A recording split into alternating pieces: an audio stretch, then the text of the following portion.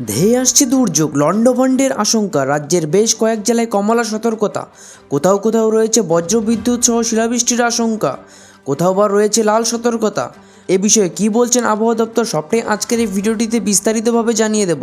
তো ভিডিওটিকে অবশ্যই না টেনে সম্পূর্ণ দেখবেন। আর আপনার এলাকার আবহাওয়ার লেটেস্ট খবর পেতে এক্ষুনি আমাদের চ্যানেলটিকে সাবস্ক্রাইব করুন আর পাশে থাকা ঘন্টা আইকনটিকে ক্লিক করুন, তাহলে প্রত্যেকটি ভিডিওর নোটিফিকেশন আপনি সবার আগে পাবেন। তাহলে চলুন দেখিনি কি বলছে আবহাওয়া দফতর। দক্ষিণবঙ্গে বেশ কিছুদিন ধরে আবহাওয়ার পরিবর্তন দেখা গেছে, আর তা বজায় থাকবে আগামী কয়েকদিন পর্যন্ত। 8 জেলায় দুর্যোগের সতর্কতা। চৈত্র মাস শুরু হতেই ইউটার্ন নিয়েছে আবহাওয়া। দক্ষিণবঙ্গে ঝড় বৃষ্টির পূর্বাভাস দিয়েছে আবহাওয়া দফতর। কলকাতা সহ আরও 8টি জেলায় জারি করা হয়েছে কমলা সতর্কতা। বিগত বেশ কিছুদিন ধরেই তাপমাত্রা স্বাভাবিকের তুলনায় কিছুটা কম ছিল, আর তার প্রকোপ বাড়বে আজ বিকেল বা সন্ধ্যা থেকে। কলকাতায় বজ্রবিদ্যুৎ সহ শিলাবৃষ্টিরও আশঙ্কা রয়েছে, সেই সঙ্গে বইতে পারে ঝোড়ো হাওয়া। কলকাতা ছাড়া এর পূর্বাভাস রয়েছে উত্তর 24 পরগনা, দক্ষিণ 24 পরগনা, হাওড়া, হুগলি, পূর্ব মেদিনীপুর, পশ্চিম মেদিনীপুর এবং ঝাড়গ্রামে।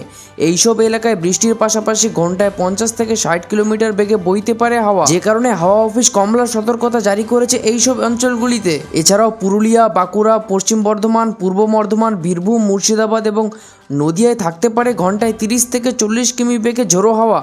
এর সঙ্গে মাঝারি এবং হালকা মাঝারি বৃষ্টিপাতের আশঙ্কা জানিয়েছেন হাওয়া অফিস।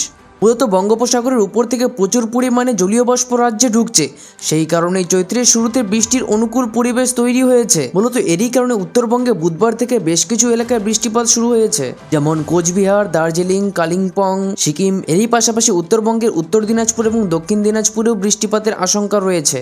এর সাথে বইতে পারে আচমকা ঝড়ো হওয়া 50 থেকে 60 কিমি বেগে।